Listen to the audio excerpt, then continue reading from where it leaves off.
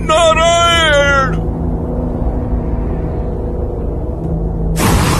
नारायण!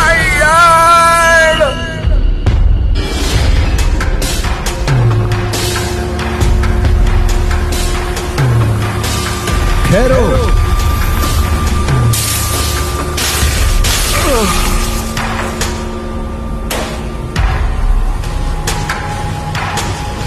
हे सज्जनों, आप सब कौन हैं जो यमराज के अधिकार क्षेत्र को ललकार रहे हैं? आप हमें इस पापी अजामिल के शरीर को स्पर्श करने से क्यों रोक रहे हैं? क्या आप सब देवता हैं? यदि तुम वास्तव में यमराज के सच्चे सेवक हो तो तुम्हें यह ज्ञात होना चाहिए कि किसे दंड देना उचित है और किसे नहीं। कृपया हमें विस्तार पूर्वक समझाइए कि धर्म क्या है तथा अधर्म क्या है। हमने यमराज से यह सुना है कि वेदों में जो कुछ विधिवत निर्दिष्ट है वही धर्म है और जो उसके विपरीत है वही अधर्म कहलाता है। सूर्य, अग्नि, आकाश, वायु, देवता, चंद्रमा, दिन और रात्रि, दिशाएं, जल, पृथ्वी तथा परमात्मा, ये सब प्रत्येक जीव के कर्मों के साक्षी हैं। जो लोग अपने नियत कर्तव्यों से हट जाते हैं वे अपराधी माने जाते हैं और अपने पाप कर्मों के अनुसार दंड के योग्य होते हैं। जीव अपने ही कर्मों के जाल में फंस जाता है। जैसे रेशम का कीड़ा अपनी ही लार से कोकून बनाकर उसी में बंध जाता है, वैसे ही मनुष्य अपने कर्मों से स्वयं बंध जाता है, मोह में पड़ा रहता है और बार बार जन्म और मृत्यु को प्राप्त होता है। तुमने जो कुछ कहा है वह सब सत्य है, परंतु यह अजामिल अब निष्पाप हो चुका है। तुम इसे दंड नहीं दे सकते। निश्चय ही अजामिल पहले एक निष्पाप ब्राह्मण था, परंतु समय के साथ वह बहुत पतित हो गया। अब मैं उसका इतिहास सुनाता हूँ। इस प्रकार यमदूतों ने अजामिल का इतिहास सुनाया, कैसे वो कभी एक शुद्ध और धर्मनिष्ठ ब्राह्मण था और किस प्रकार वो धीरे धीरे अपने उस उच्च स्थान से गिर गया। आरंभ में कन्नौज का ब्राह्मण अजामिल समस्त वैदिक ग्रंथों का सावधानी पूर्वक अध्ययन करता था और विधि विधान का निष्ठा पूर्वक पालन करता था। वो निरंतर भक्ति भाव से भगवान नारायण की उपासना करता रहता था। वो उत्तम चरित्र, श्रेष्ठ आचरण और सद्गुणों का भंडार था। पुण्यात्मा माता पिता के यहाँ जन्म लेकर और एक पतिव्रता तथा सती पत्नी से विवाह करके अजामिल अनुशासन और पवित्रता का जीवन जीता था। वो अपने गुरु का अत्यंत आदर करता था। प्रत्येक प्रकार से वो एक सच्चे ब्राह्मण के आदर्शों का पालन करने वाला था। एक बार अजामिल अपने पिता की आज्ञा का पालन करते हुए भगवान की पूजा के लिए फल, पुष्प और कुशा घास लेने वन में गया। फिर उसके जीवन में एक मोड़ आया जब उसने एक मतवाले शूद्र और एक वेश्या को भोग में लिप्त देखा।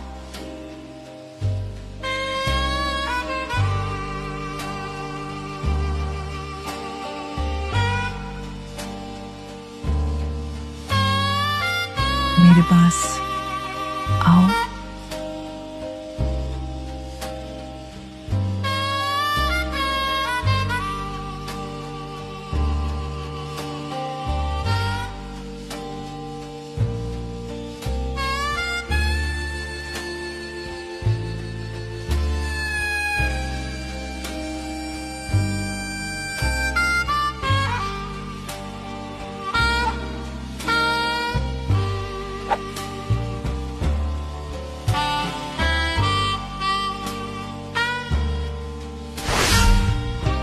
अंततः वो कामदेव के वश में हो गया।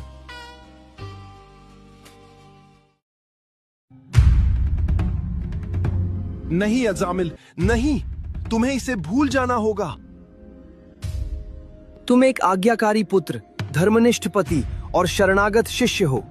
तुम ऐसे अधम विचारों का आश्रय नहीं ले सकते। अरे अजामिल, तू अपने आप को इतना क्यों रोक रहा है?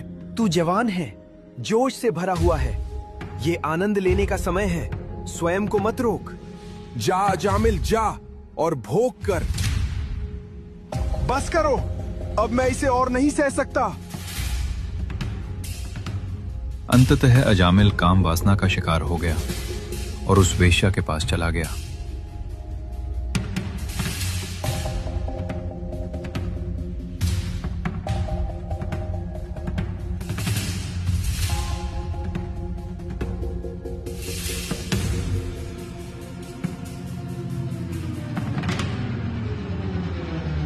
कुछ समय बाद उसने उसे दासी के रूप में रखने का बहाना करके अपने घर में ही रख लिया।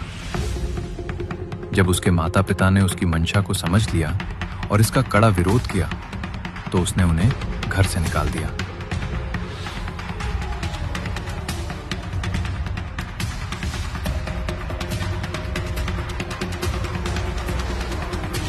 उसने अपनी पतिव्रता और सद्गुणी पत्नी का भी त्याग कर दिया।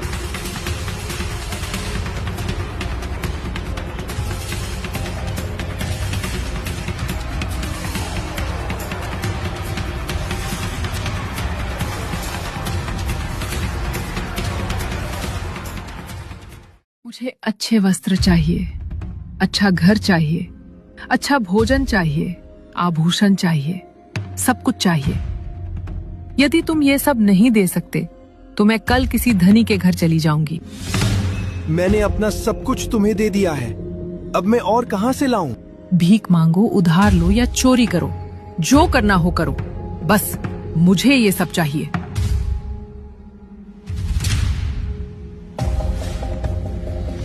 इस प्रकार उस वेश्या की इच्छाएं पूरी करने और उसे प्रसन्न रखने के लिए अजामिल ने चोरी करना, हत्या करना और जुआ खेलना शुरू कर दिया। इस तरह वो अनेक पाप कर्मों में लिप्त हो गया।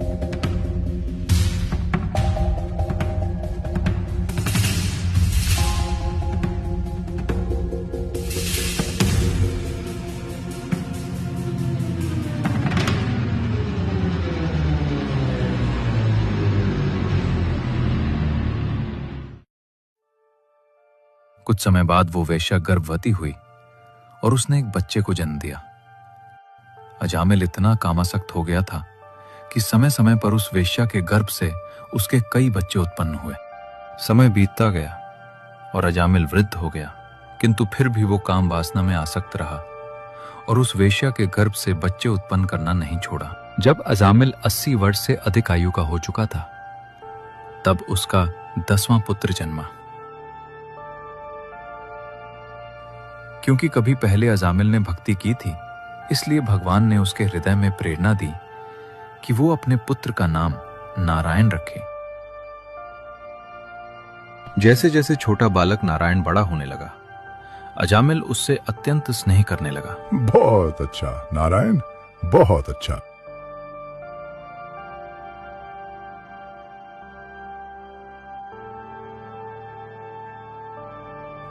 वो हर समय उसे पुकारता रहता था, नारायण इधर आओ, नारायण आओ, हम साथ में भोजन करें। नारायण आओ, हम साथ में खेलें। इस प्रकार वृद्ध अजामिल अपने सबसे छोटे पुत्र नारायण से अत्यंत आसक्त हो गया। जब वो अपने जीवन के अंतिम दिनों के निकट पहुंच रहा था, इन पाप कर्मों के कारण हम इसे अपने साथ ले जा रहे हैं, इसलिए कृपया हमें मत रोकिए। यदि धर्म का रक्षक ही अधर्म की बात करे तो लोगों के लिए फिर क्या आशा रह जाएगी? आप ये क्या कह रहे हैं? अजामिल अपने सभी पापों का प्रायश्चित कर चुका है, केवल इस जन्म के ही नहीं बल्कि लाखों पूर्व जन्मों के पापों का भी। पर यह कैसे संभव है? हमने तो उसे कोई प्रायश्चित करते नहीं देखा। शुद्ध होने के लिए उसे दंड भोगना ही होगा। अजामिल ने असहाय अवस्था में हमारे प्रभु नारायण के पवित्र नाम का उच्चारण किया। यद्यपि वह सीधे भगवान को नहीं बल्कि अपने पुत्र को पुकार रहा था। फिर भी उसने बिना किसी अपराध के भगवान के नाम का उच्चारण किया, इसलिए अब वह पूर्णतः शुद्ध हो चुका है। पतितस्खलितो भग्न संदष्टस्तप्त आहत हरिर इत्य आवसेनाह पुमान नारति यातना। यदि कोई व्यक्ति हरि के पवित्र नाम का उच्चारण करता है और फिर किसी अचानक दुर्भाग्य जैसे दुर्घटना, रोग, सर्पदंश या चोट से उसकी मृत्यु हो जाती है, तो वह तुरंत नरक में जाने से मुक्त हो जाता है, चाहे उसने पाप किए हों। भगवान का पवित्र नाम अनगिनत पापों से भी मनुष्य को मुक्त कर सकता है, चाहे उसका उच्चारण अप्रत्यक्ष रूप से ही क्यों ना हो, जैसे कोई मजाक में नाम ले या कोई संगीत के मनोरंजन के लिए उसका उच्चारण करे। कोई रोगी दवा की शक्ति को न जानता हो, फिर भी यदि वह उसे ले लेता है तो दवा अपना प्रभाव अवश्य दिखाती है। उसका प्रभाव रोगी की समझ पर निर्भर नहीं करता।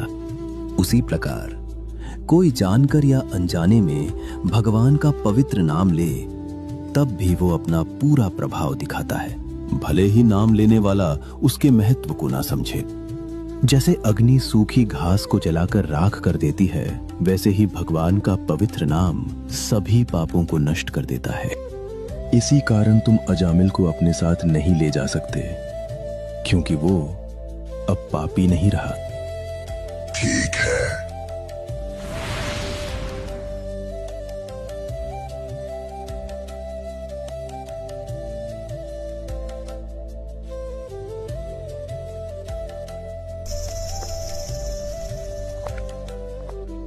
मेरा जीवन बचाने के लिए आपका धन्यवाद।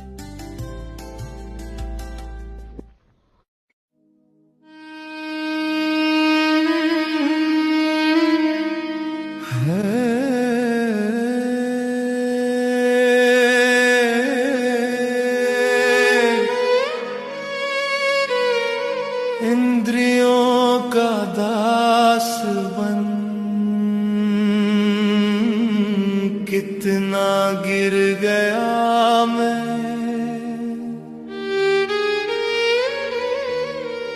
अपने ऊंचे पद से टूट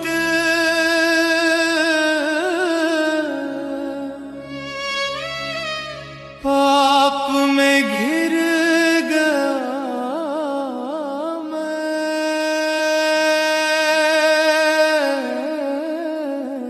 नरक ही था भाग्य मेरा, ऐसा था परिणाम, पर अनजाने जप लिया मैंने आपका पावन नाम।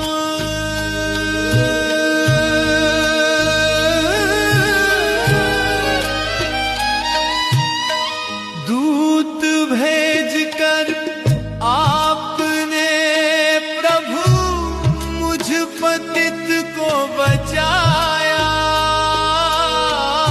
कैसी असीम दया आपकी, जीवन नव दिलाया।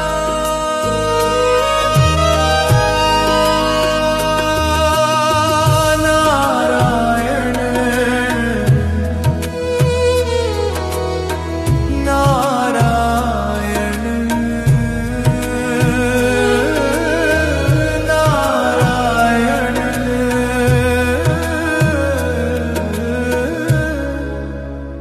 नारायण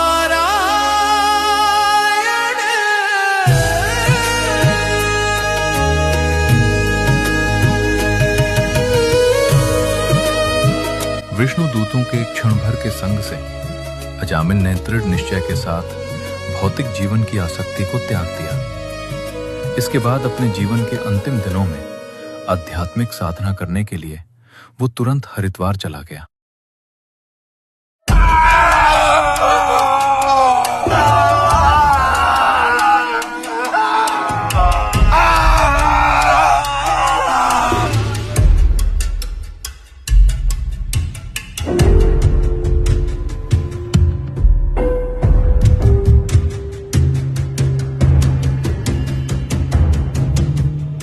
हे प्रभु, अब तक हम ये मानते थे कि आप ही हमारे परम स्वामी और सर्वोच्च न्यायाधीश हैं, जिनका अधिकार देवताओं पर भी है।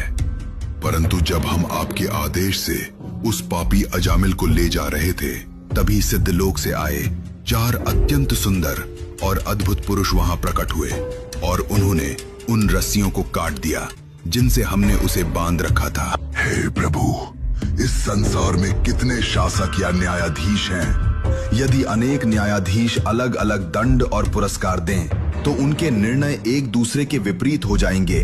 तब दंड एक दूसरे को निरस्त कर देंगे, या किसी व्यक्ति को एक ही समय दंड और पुरस्कार दोनों मिलने लगेंगे।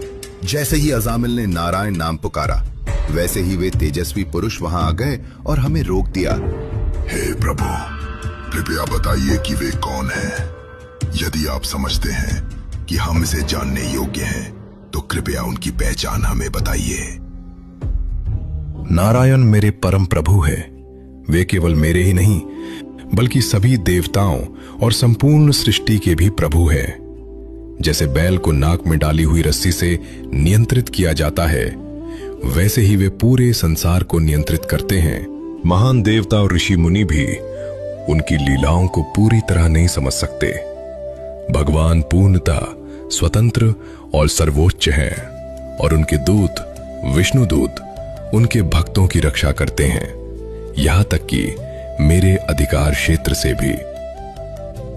स्वयंभूर नारदः, शंभु कुमार कपिलो, मनु प्रहलादो, जनको भीष्मो, बलिर्वयास्किर्वयम्, ब्रह्मा, नारद, शिव, चतुर्कुमार, कपिल मुनि, स्वयंभुव मनु, प्रहलाद महाराज, जनक महाराज, पितामह भीष्म, बलि महाराज, श्री सुखदेव गोस्वामी और मैं स्वयं, हम ही धर्म के वास्तविक सिद्धांत को जानते हैं। इस धर्म का सार भागवत धर्म है, अर्थात भगवान के प्रति प्रेम पूर्वक समर्पण। इस धर्म का सबसे श्रेष्ठ आचरण है भगवान की भक्ति, जिसकी शुरुआत उनके पवित्र नाम के जप से होती है। देखो, भगवान के पवित्र नाम की कितनी महान शक्ति है। अजामिल बहुत पापी था, फिर भी जब उसने अपने पुत्र को पुकारते हुए नारायण नाम लिया, उसी क्षण वो मृत्यु के बंधन से मुक्त हो गया।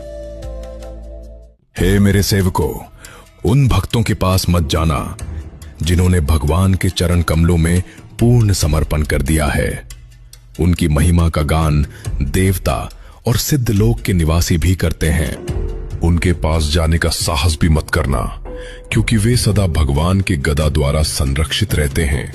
भगवान ब्रह्मा, मैं स्वयं और यहां तक कि काल भी उन्हें दंड देने में समर्थ नहीं है। हे मेरे सेवकों, मेरे पास केवल उन्हीं पापी लोगों को लाना जो अपनी जिह्वा से एक बार भी भगवान के पवित्र नाम का उच्चारण नहीं करते।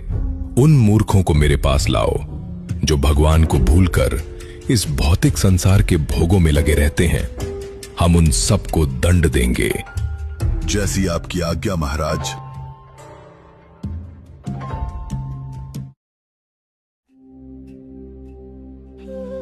हे प्रभु नारायण, कृपया हमें क्षमा करें। अज्ञानवश मेरे सेवकों ने आपके भक्त अजामिल को पकड़ने का प्रयास किया। हम आपको सादर प्रणाम करते हैं और आपसे क्षमा याचना करते हैं।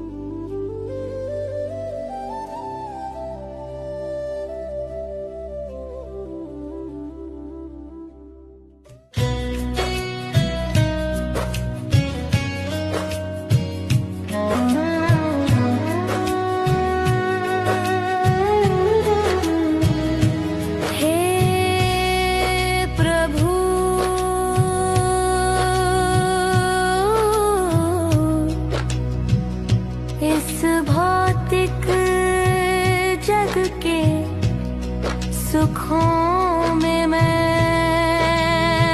भटक गया, तुम्हारी भक्ति और पूजा को मैं भूल गया। मानव जीवन